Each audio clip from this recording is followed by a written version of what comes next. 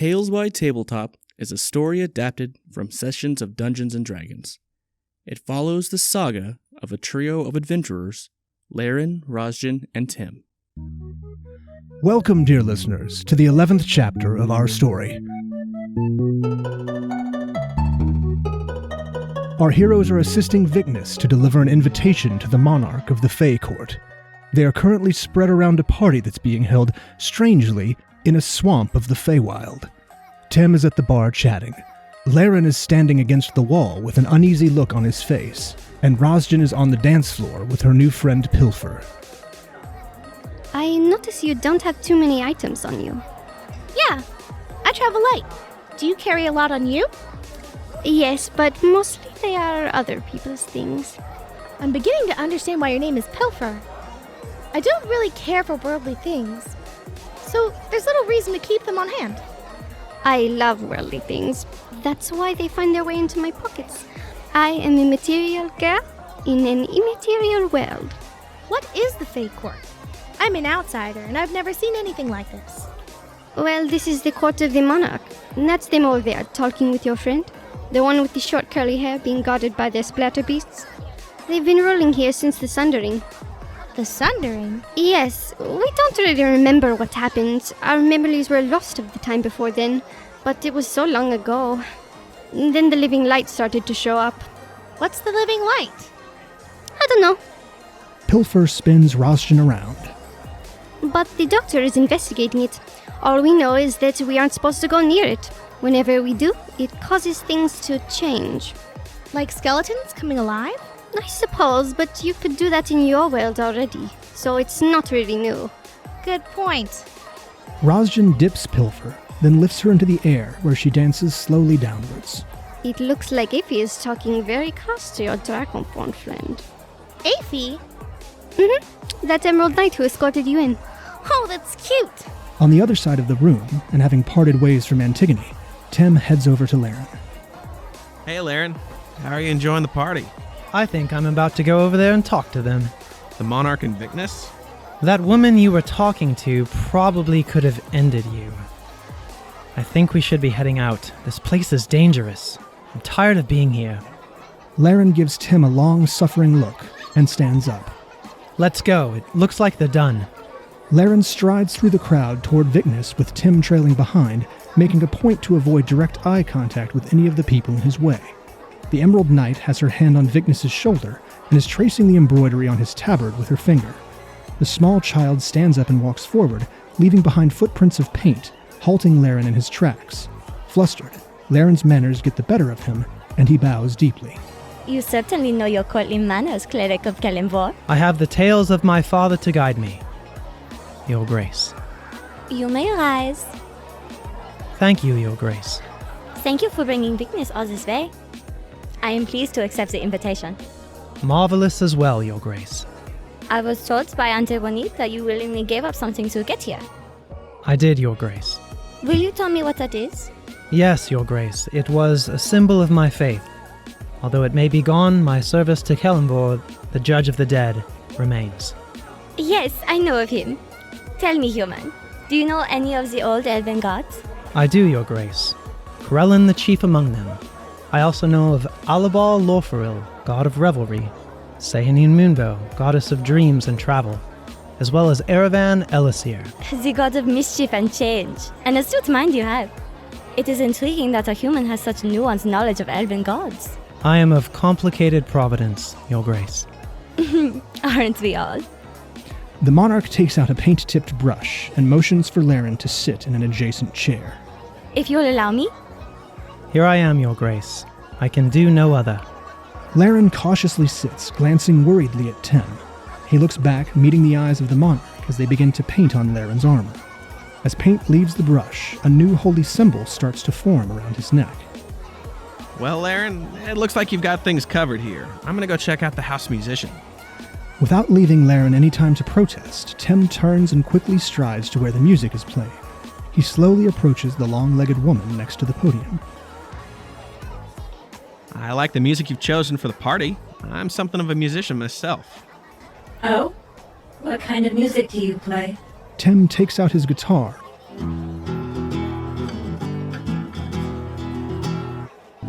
I know how to control this bad boy like no one else.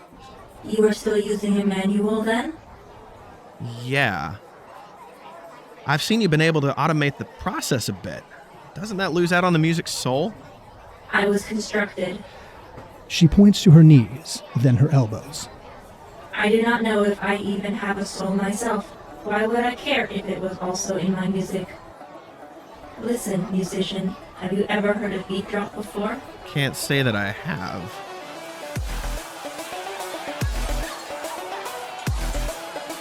Wow. I have progressed music beyond what mortals are accustomed to. Yeah, I don't think the citizens of Faerun are ready for this, but their kids will love it. This is music adapted from the plane of Mechanos. I didn't know mono and duo drones can make music. Not like this. I found it when I was sent to look for a particular individual. Oh. Your duties extend beyond entertainment? Whatever the will of the monarch should be, whether it be music or anything else I do, I definitely slay at it. The monarch finishes painting the symbol of Kelemvor on Laeran. Laeran looks down in surprise as he can feel it sit on his chest. The new face has more detail and relief than any symbol that has ever been in Laeran's possession. May this gift serve you and your lord. Laeran reaches down and lifts the symbol in his hand. He can feel its weight sitting in his palm as he turns it over. Thank you, Your Grace. It is beautiful. I will treasure it. Laeran stands and bows. By your leave, Your Grace. The monarch nods, and Laeran quickly turns to find Tem, having lost sight of Vicness in the crowd. Having completed our mission, I suggest we leave as quickly as possible. I agree. It's unfamiliar for me to not be the most interesting person in the room. Either way, the chances of getting ourselves into trouble here will grow if we stay. Trust me. I see Rosjen over there dancing with someone. Where's Vicness? There he is, leaning against the hedge wall with the Emerald Knight. I'll get our dragonborn companion, and you try to wrangle our monk friend. Tem nods and the two split. Pilfer, the woman Rosjen is dancing with, notices Tem come toward her and pulls Rosjen deeper into the masses of dancing fae creatures. It is much easier for Laeran to sidle up behind Vicness. The sunset is quite near, big guy. What? What do you mean? Vicness turns around like he's been pulled out of a haze to face Laeran. Behind Vicness is the Emerald Knight, staring daggers at Laeran. Laeran bows reverently to the knight and leans in to whisper something to Vicness. Everything comes to an end, Vicness. Do not worry. You will be able to see her again. Embarrassment floods over Vicness.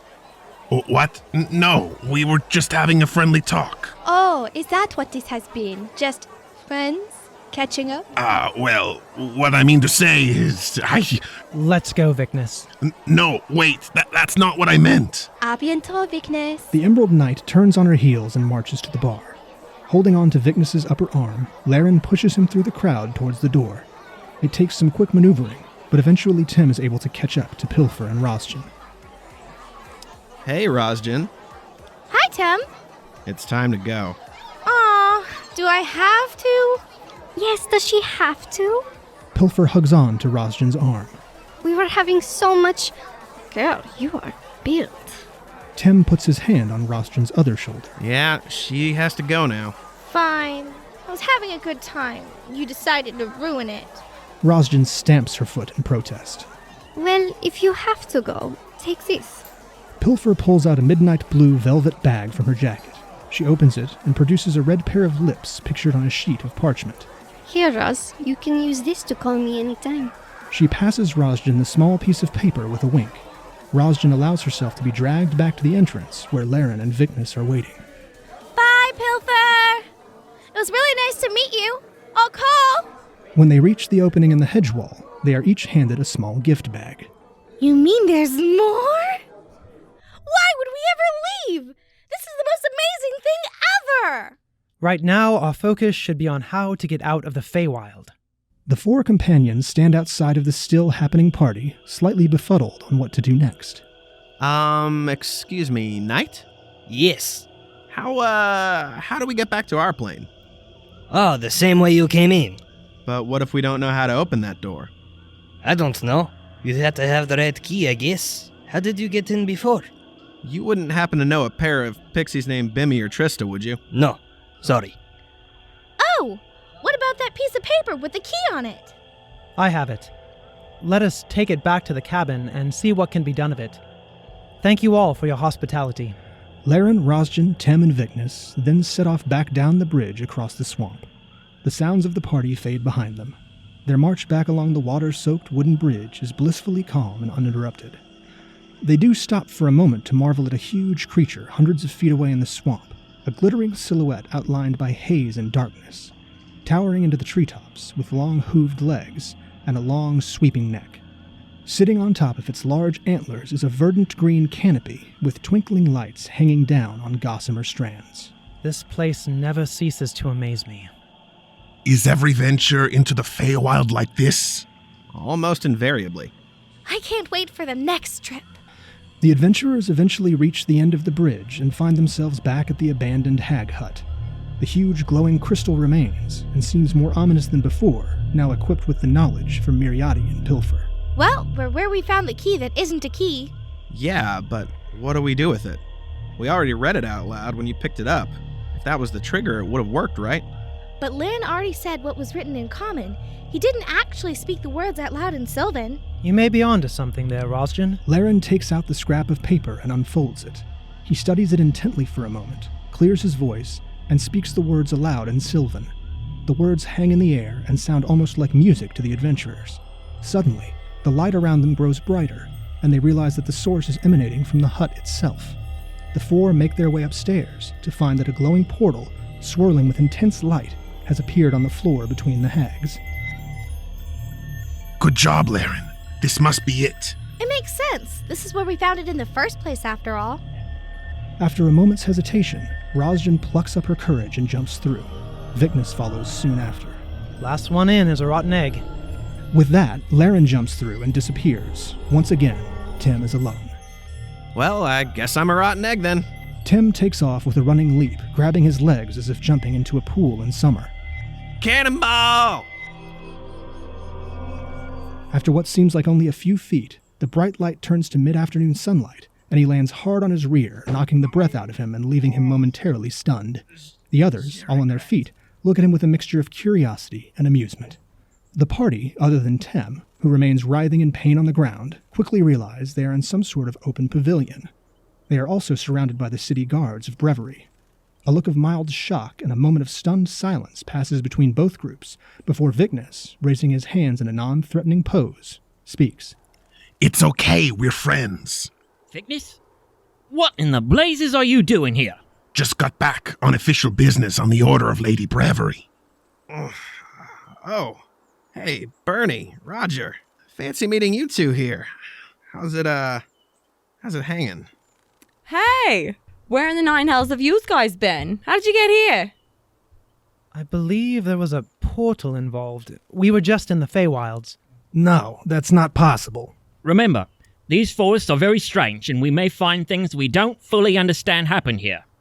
That still doesn't quite answer where we are or what you're doing here. This is a crime scene, lass. We're investigating, we are. Based on that tip your broken bard friend there gave us from before. Tem wobbles to his feet, still clutching his rear. Not broken, but definitely in pain. But I'm confused. We sent you to investigate the cave, not... What the heck is this place, anyway?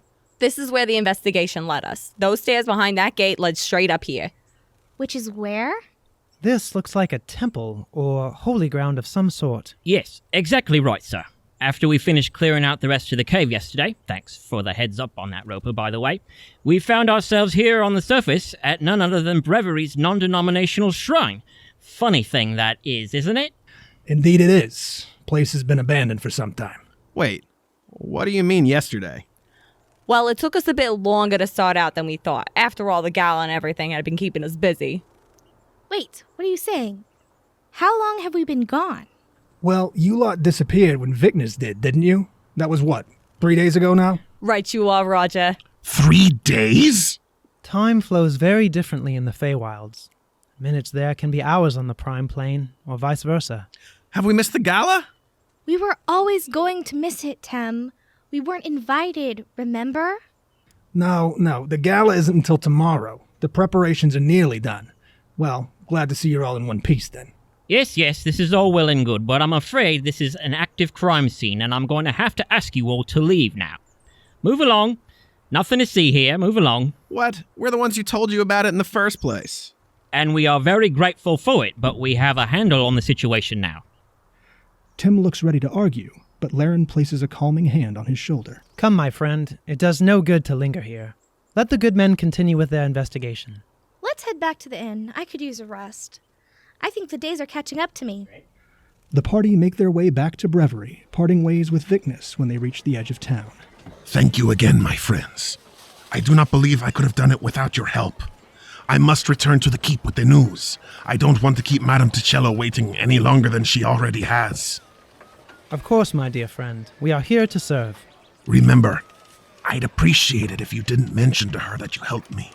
This was, after all, supposed to be my task alone. We wouldn't dream of it. My lips are sealed.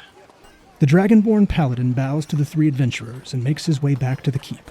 The party returns to the Swampy Donkey, where after a brief explanation to an incredulous Aldo and the two tieflings, settle down for a well-earned lunch.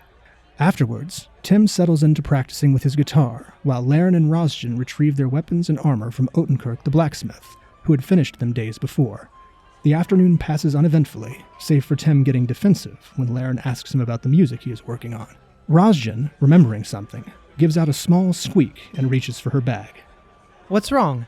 Nothing wrong. I just remembered the party favors! Rosjen ruffles around in her satchel for a moment, retrieving the gift bag she received from the Fae party. Curiosity gets the better of the other two, and they pull out theirs as well. All three contain the same assortment of items, among others being a vial full of fireflies that brighten when shaken, a purple orchid-like flower, what seems to be a party popper, and a small sheet of puffy stickers in various animal shapes, both ordinary and fantastic. At the bottom of each, there is also a small deck of diminutive cards contained within a small leather pouch. Oh, what are these? Who wants to play some poker? Careful, God's teeth! I've only ever read descriptions of them, but these look very much like a deck of many things. Just much smaller than I would have imagined them to be. Whoa! That's like super powerful magic, isn't it? Yes, not to be trifled with by the uninitiated. I want to try! Patience. Let me try first. I've already lived more than one lifetime. I cannot imagine what I would do if you were hurt.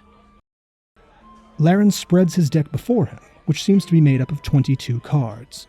Cautiously, Laeran declares that he will draw one card, and with great hesitation, takes one at random and flips it over. The devil? I wonder what that... Before he can finish his sentence, he disappears, leaving behind his clothing and everything he was carrying. His belongings clatter to the floor, leaving Rosjen and Tim stunned. Laeran? Buddy? In that same moment, Laeran finds himself in a dark place, devoid of light. Very quickly, he realizes he is completely naked. Laeran panics for a moment before he realizes he can hear the sound of dishes clattering and people working. His eyes adjusting, he realizes there's a door in front of him. A sliver of light underneath it allows him to realize that he seems to be in some sort of pantry, surrounded by containers of flour and other dry goods. He then hears Aldo's voice, gently scolding Toby for something. Oh, bother. Cracking open the door to the pantry, he looks around at the kitchen of the Swampy Donkey. I hate to be a bother, but it appears there's been a mix-up with your dry goods.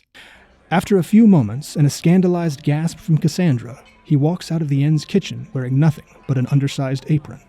The many scars his body has gained over the years, including the very obvious hangman's mark around his neck, are all hauntingly visible. So it's not a deck of many things then?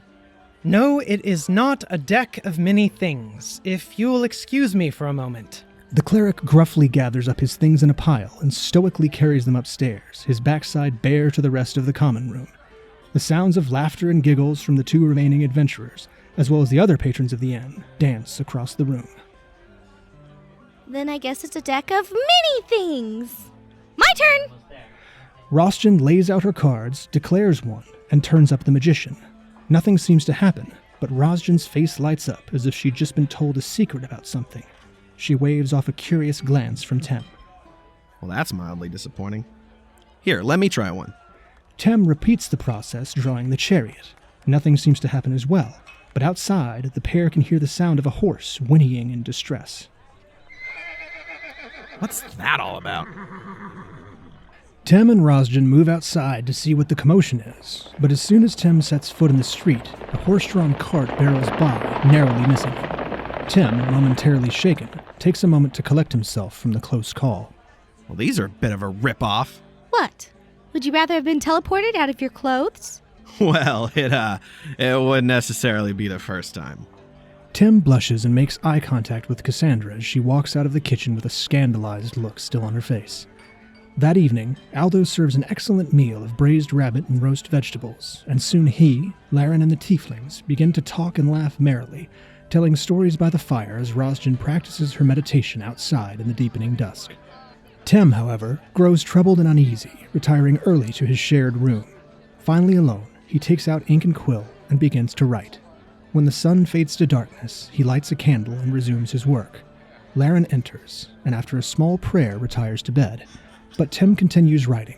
With a final stroke of the quill, he sighs. Taking the document, now several pages, he carefully folds it and takes out an envelope, which he seals with wax from the candle, which is now barely a nub. He opens the window to their room, leaves the package on the sill, and turns in for the evening. Exhausted, a single tear rolls down his cheek. He rolls over and finally gives in to sleep, the weight in the back of his mind lifted. Where does the story continue? Join us next time for another chapter. Tales by Tabletop is a series supported by a dedicated team. They make this project happen and infinitely more fun. Laeran is played by Jim Cook and voiced by Jay DeGraff. Rosjen is played by Misty Harper and voiced by Jazlyn Pintar. Tim is voiced and played by Phil Boelche. Your narrator is David Nellor. Guest voice acting provided by Anna Gabay, Gabrielle Galluzzo, Sarah Matos, Travis Nellor, Anna Schulmeyer, and Levi Witt. Story coordinators are Mike Becker, Chris Hultin, and Zac McAuley. Sound effects provided by freesound.org, and music provided by tabletopaudio.com. The theme for Tales by Tabletop was created by David Vass. This show is edited and directed by Zac McAuley, Travis Nellor, and is produced by Michael Blackard.